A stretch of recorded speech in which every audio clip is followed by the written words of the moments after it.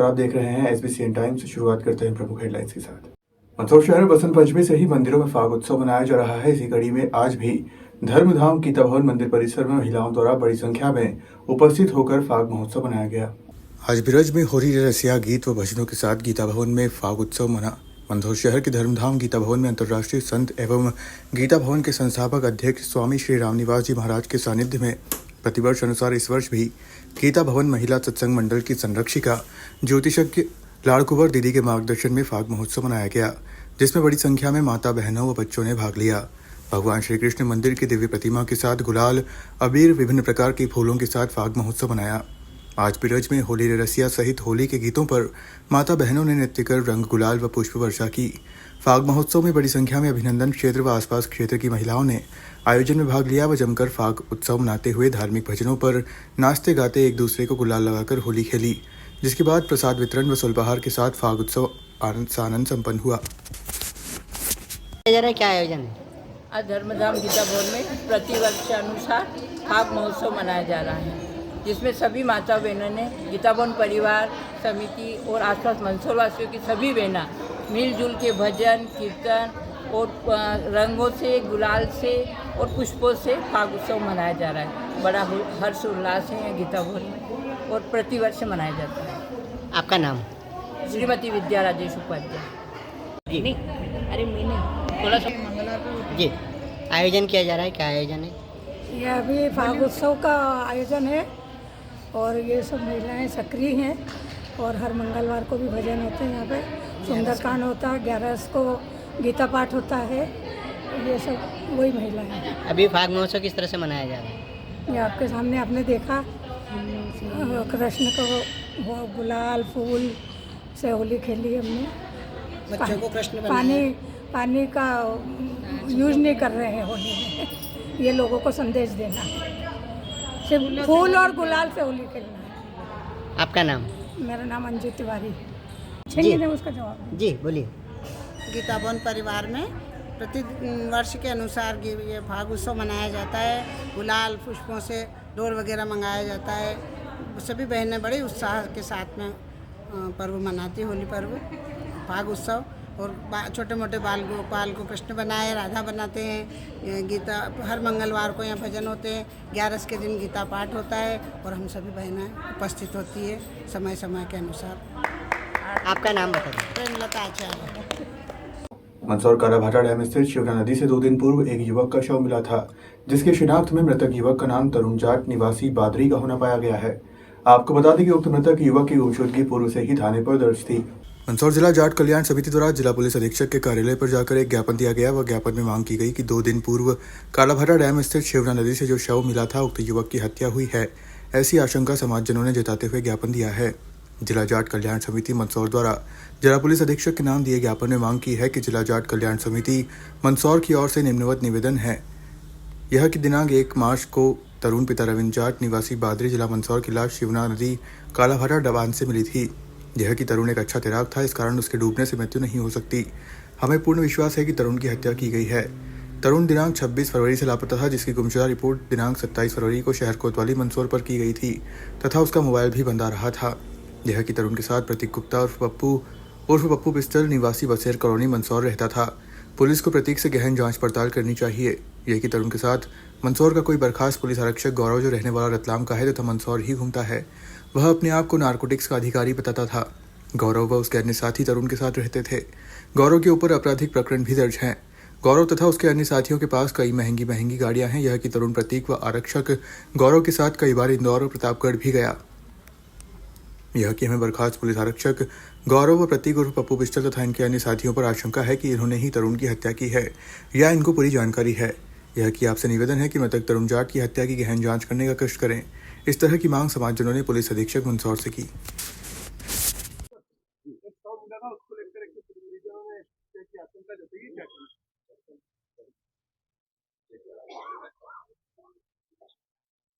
हाँ, 1 तारीख को ये एक डेड बॉडी मिली थी कालाभाटा डैम में।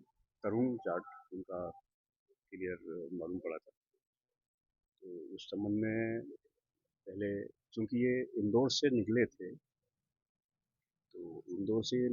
लेकिन अंतिम बार इनको यहाँ पर फिर उनकी डेड बॉडी ही मिली है फिर यहाँ पर जब जानकारी मिली है। तो इस संबंध में पूरी तरह से कोतवाली पुलिस अच्छे से मतलब जितने भी अच्छे तरीके से इस तरुण जाट की मौत की जो जांच हो सकती है, मतलब राष्ट्रीय जितना भी आप लेवल चाहते हो, हर लेवल पे, हर इलेक्ट्रॉनिक मीडिया के माध्यम से फिजिकली जितने भी एविडेंस मिलेंगे, जिन के बारे में बताया गया है कि इनके द्वारा ऐसा हो सकता है, वैसा हो सकता है, तो उस सब को ध्यान में रख के हम पूरी तरह से इसमें लगे हैं और अच्छे से अच्छे रिजल्ट मिलेंगे, मतलब उसकी तह तक पहुंचेंगे कि ये मौत हुई तो क्यों हुई।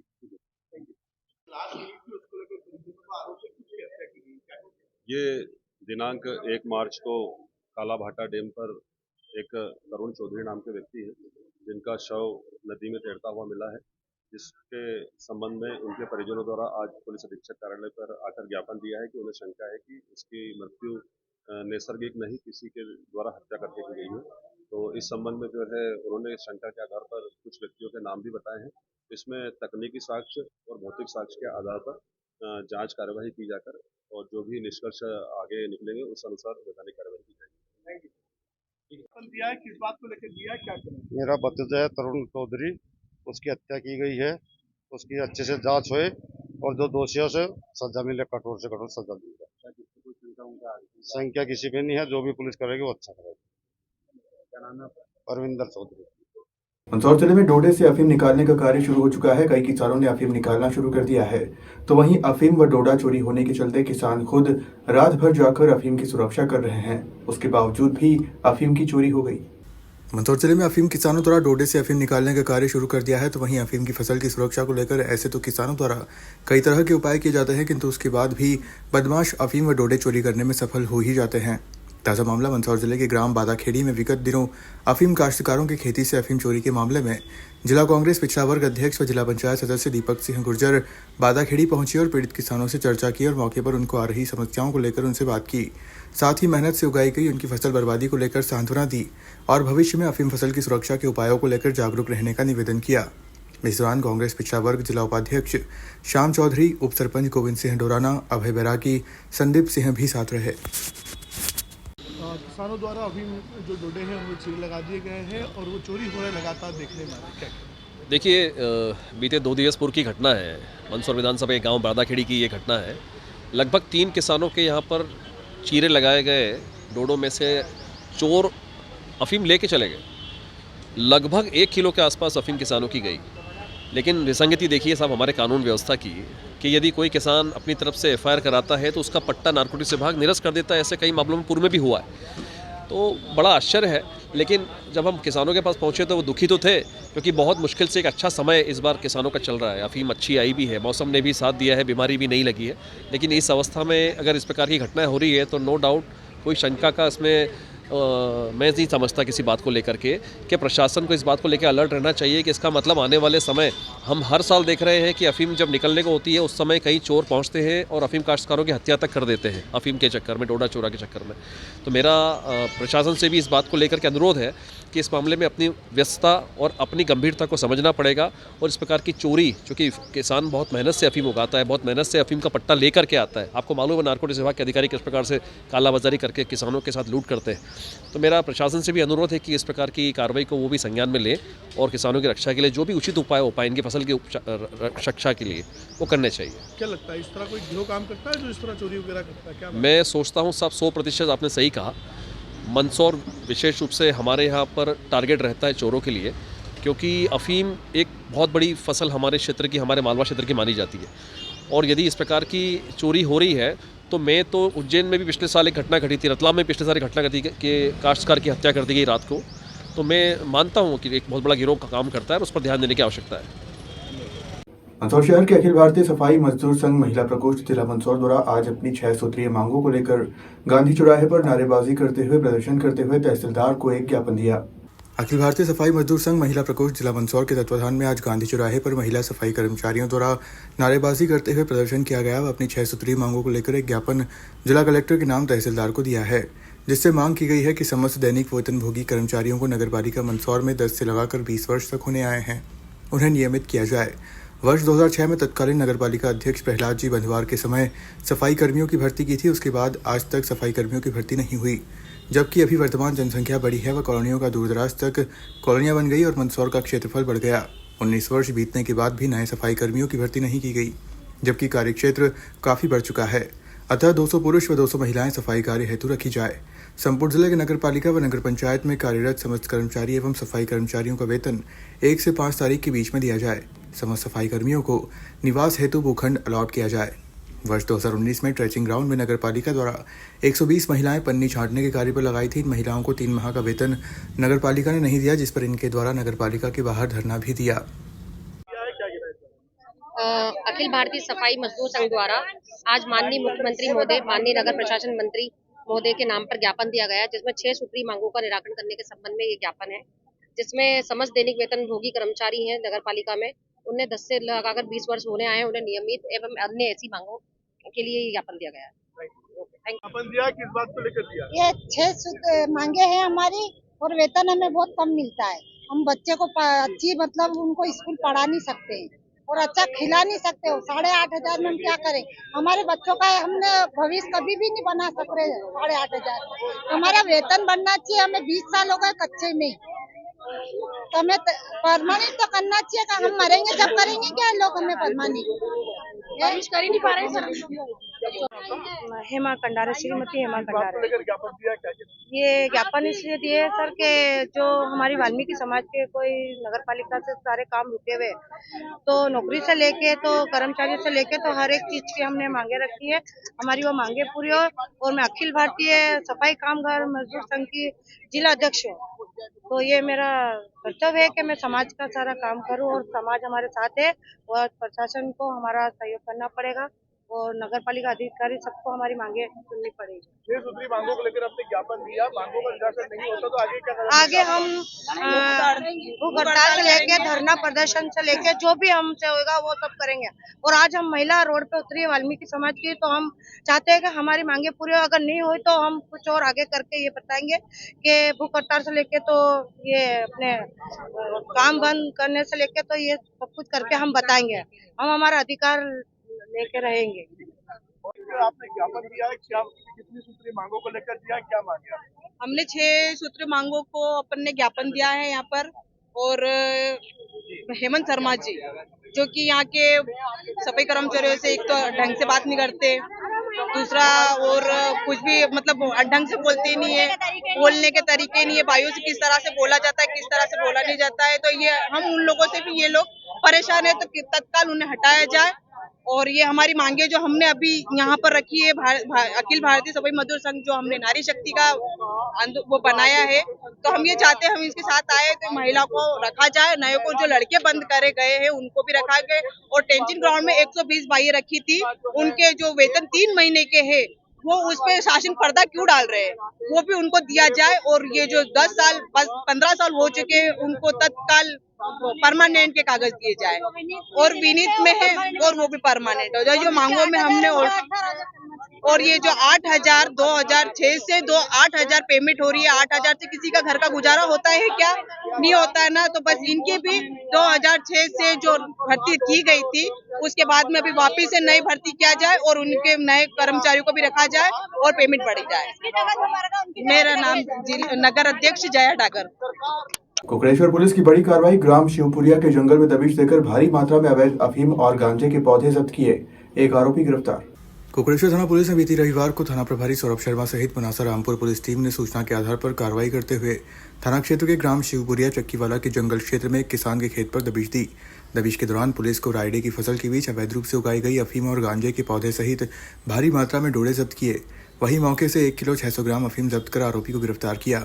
मिली जानकारी के अनुसार पुलिस को सूचना मिली कि रोड़ीलाल पिता सोजी बंजारा निवासी शिवपुरिया चक्कीवाला ने अपने खेत में भारी मात्रा में अवैध अफीम गांजे के पौधे उगा रखे हैं और लुआई चुराई कर अफीम निकाल रहा है। पुलिस ने टीम बनाकर बताए हुए स्थान पर दबिश दी, जहां पुलिस को रायडे के बीच करीब गांजा, अफीम के पौधे एवं गीला डोडा एवं सूखे गांजे के पौधे करीब 144 किलोग्राम वजन, वहीं 2 क्विंटल 80 किलोग्राम मिले अफीम के पौधे, साथ ही मौके से 1 किलो 600 ग्राम अफीम जब्त की। वहीं आरोपी को गिरफ्तार कर NDPS एक्ट की विभिन्न धाराओं में प्रकरण दर्ज कर मामला जांच में लिया। नीमच शहर की नवीन कृषि उपज मंडी चंगेरा में सोमवार दोपहर को एक दर्दनाक हादसा हो गया, यहाँ निर्माणाधीन गोदाम की छत पर कार्य करते समय हाई टेंशन विद्युत लाइन की चपेट में आने से करंट लगने से एक 37 वर्षीय मजदूर मनोज यादव की मौत हो गई। बताया जा रहा है कि नवीन कृषि में व्यापारी राकेश भारद्वाज के गोदाम पर तीसरी मंजिल पर टाइल्स लगाते समय ऊपर से गुजर रही हाई टेंशन विद्युत लाइन के संपर्क में आ गया, जिसमें उसका पैर झुलस गया और वह बेसुध हो गया। तत्काल उसे एम्बुलेंस से जिला अस्पताल लाया गया, जहां डॉक्टरों ने उन्हें मृत घोषित कर दिया। घटना की जानकारी मिलते ही बड़ी संख्या में समाजजन और पीड़ित परिवार के लोग जिला अस्पताल पहुंचे, जहां पोस्टमार्टम के बाद शव परिजनों के सुपुर्द कर दिया गया।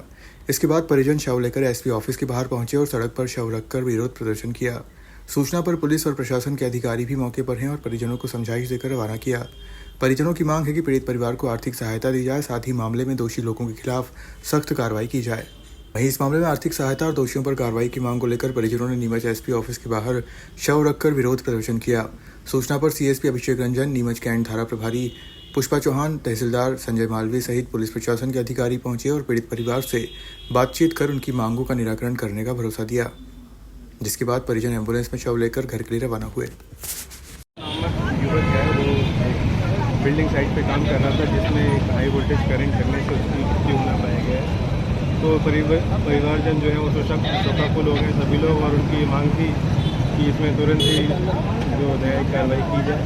तो उन्होंने यहाँ पे शव रख के प्रदर्शन करने की कोशिश की, बट हमने बात की पुलिस और प्रशासन से, हमने बात करी और सामंजस्य बिठाया परिवार से और उनको कन्विंस किया कि इसमें जो भी न्यायोचित कार्रवाई होगी वो की जाए। अभी परिवारों ने हंगामा खत्म कर दिया, क्या हंगामा जैसा तो कोई स्थिति नहीं थी, बस उनकी ये मांग थी कि इसमें जो भी उचित कार्रवाई है वो हो जाए, और पुलिस ने भी इस बात का पूरा आश्वासन दिया कि इसमें जो उचित कार्रवाई होगी। अभी ये जांच का विषय है, जांच में जो भी पाया जाएगा उसमें उचित कार्रवाई करेंगे।